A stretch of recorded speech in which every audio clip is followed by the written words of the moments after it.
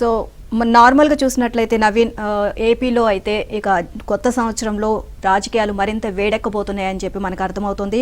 So ఈ ఎన్నికలకు సంబంధించి ఎక్కడికక్కడ టీడీపీ శ్రేణులు సమాయత్తం అవుతున్నారు. సో జనవరి 5 నుంచి చంద్రబాబు నాయుడు జిల్లాల పర్యటనలు అయితే చేయబోతున్నారు. సో దీనికి సంబంధించి ఇంకా మరింత దూకుడు చూపించబోతున్నారు చంద్రబాబు నాయుడు అని మాత్రం ఫుల్ ఫ్లెడ్జ్డ్గా అర్థమైపోతుంది మనకి. సార్వత్రిక ఎన్నికలకు టీడీపీ శ్రేణులను సమాయత్తం చేసే దిశగా ఆ పార్టీ అధినేత మాజీ ముఖ్యమంత్రి చంద్రబాబు వేగం పెంచారు.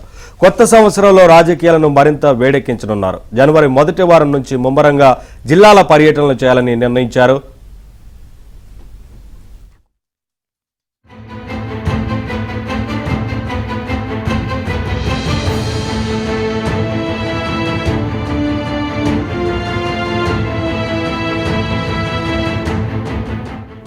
జగన్ ప్రభుత్వం పెట్టిన స్కిల్ డెవలప్మెంట్ కేసులో అరెస్టు కావడానికి ముందు ఆయన విస్తృతంగా పర్యటన జరిపారు. ఆ సమయంలోనే ఆయన్ను నంద్యాలలో అరెస్ట్ చేశారు. జైలు నుంచి విడుదలయ్యాక తర్వాత కొన్ని పర్యటనలు చేసినా అవి ఇంకా ముమ్మరం కాలేదు.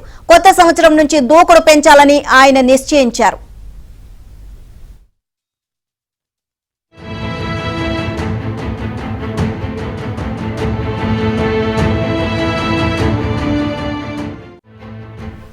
తాత్కాలికంగా ఖరారైన కార్యక్రమం ప్రకారం జనవరి 5వ తేదీ నుంచి జిల్లాల పర్యటనలు ప్రారంభం కానున్నాయి. ఒక్కో లోక్సభ స్థానం పరిధిలో ఒక్కో సభ చొప్పున మొత్తం 25 సభల్లో ఆయన పాల్గొంటారు. రోజుకు 2 సభల చొప్పున జనవరి నెలాఖరికల్లా వీటిని పూర్తి చేయాలని టీడీపీ భావిస్తోంది. అయితే రోజుకు 2 సభలు పార్టీ నేతలు మీమాంసతో ఉన్నారు. రోజుకొకటైతే బాగా జరుగుతుందని, రాజకీయంగా మంచి ప్రయోజనమని అధిష్టానానికి నివేదిస్తున్నారు. అయితే రోజుకు 2 పెడితే సమయం కలిసి వస్తుందని, అంతర్గత కసరత్తుకు వెసులుబాటు ఉంటుందన్న ఆలోచనలో ఆ పార్టీ నాయకత్వం ఉంది.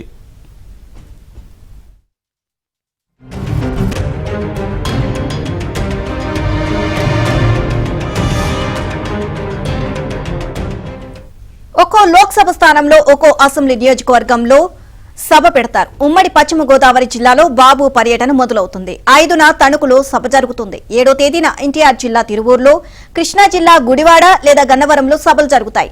చంద్రబాబు సభల్లో 2 చోట్ల జనసేన అధ్యక్షుడు పవన్ కళ్యాణ్ కూడా పాల్గొంటారు. టీడీపీ వర్గాల సమాచారం ప్రకారం జనవరి 11న నర్సరావుపేటలో జరిగే సభకు ఆయన హాజరవుతారు. చివరిలో అనంతపురం జిల్లాలో జరిగే సభలో కూడా జనసేనాని పాల్గొనే అవకాశం ఉంది.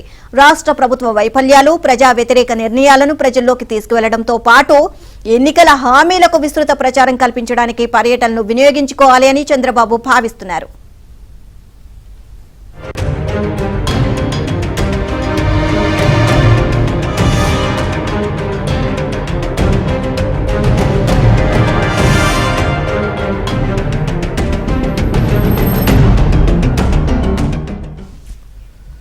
కర్ణాటక రాజధాని బెంగళూరులో స్థిరపడిన తెలుగు వారిని చంద్రబాబు ఈ మధ్యాహ్నం కలవనున్నారు.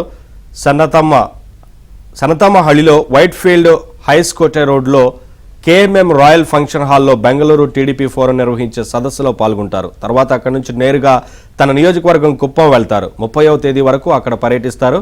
రేపు కుప్పంలోని జనసేన నేతలతో సమావేశమవుతారు.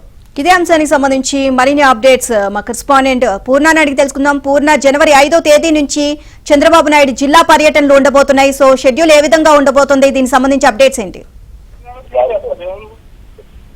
నీలిమా, టీడీపీ అధినేత చంద్రబాబు నాయుడు జనవరి 5వ తేదీ నుంచి కూడా మొత్తం కూడా ఇక ప్రజల మధ్యగా ఉండాలని చెప్పి కూడా ఒక నిర్ణయం తీసుకున్నారు. మొత్తం కూడా సార్వత్రిక ఎన్నికలు సమీపిస్తున్న తరుణంలో మొత్తం కూడా నిత్యం ప్రజల్లో ఉండి మొత్తం కూడా వైసీపీ వైఫల్యాలు అలాగే ప్రజా వ్యతిరేక నిర్ణయాల మీద మొత్తం కూడా ఎండగట్టాలని చెప్పి కూడా నిర్ణయించుకున్నారు. మొత్తం కూడా దాదాపు 25 అసెంబ్లీ కాన్స్టిట్యున్సీస్ లో 25 పార్లమెంటరీ కాన్స్టిట్యున్సీలో ఒక్కో చోట సభ నిర్వహించేలాగా మొత్తం కూడా కార్యాచరణ రూపొందించుకున్నారు. అయితే ఈ నెల 5వ తేదీన పశ్చిమ గోదావరి జిల్లా తణుకు నుంచి ఈ కార్యక్రమానికి కూడా శ్రీకారం చుట్టుకున్నారు. అదేవిధంగా అంటే దాదాపు 25 రోజుల పాటు ఈ కార్యక్రమాలు అంటే జనవరి నెలాఖరు పూర్తి చేయాలని చెప్పి టీడీపీ అధిష్టానం నిర్ణయం తీసుకుంది.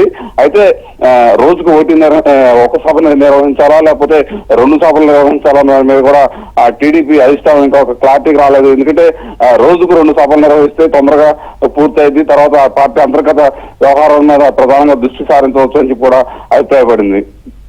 మరోవైపు ఏదైతే రోజుకి ఒక సభగా నిర్వహిస్తే ఖచ్చితంగా మంచి ఫీడ్బ్యాక్ వచ్చింది, ఖచ్చితంగా జనాలకు ఎక్కువ వెళ్లే అవకాశం ఉందని చెప్పి కూడా ఒకవైపు భావిస్తున్నారు. దీని మీద ఒక నిర్ధారణ కూడా రావాల్సి ఉంది. అయితే ఏదైతే చంద్రబాబు సభలకు సంబంధించి మొత్తం కూడా రూట్ మ్యాప్ కూడా మొత్తం ప్రిపేర్ చేసుకున్నట్టు కూడా తెలుస్తుంది. అయితే ఎక్కడెక్కడ ఏ సభలో ఉండాలి, ఎవరెవరు పాల్గొనాలి మొత్తం కూడా ఒక నిర్ణయం తీసుకున్నారు. అయితే ఈ జనవరి 11వ తేదీన నర్సరావుపేటలో జరిగే ఉమ్మడి సభ అంటే అటు పవన్ కళ్యాణ్, చంద్రబాబు కూడా ఆ సభలో పాల్గొనే అవకాశం ఉందని కూడా పార్టీ అధిష్టానం ఇప్పటికే తెలిసింది. అయితే ఈ సమావేశాలు ఏదైతే ఈ సభలో అన్ని కూడా ఖచ్చితంగా ప్రజా వ్యతిరేక నిర్ణయాలు అయితే వైసీపీ అవలంబిస్తే ప్రజా వ్యతిరేక నిర్ణయాలు ప్రజల్లో తీసుకెళ్లేందుకు దీన్ని దోహదపడుతుందని చెప్పి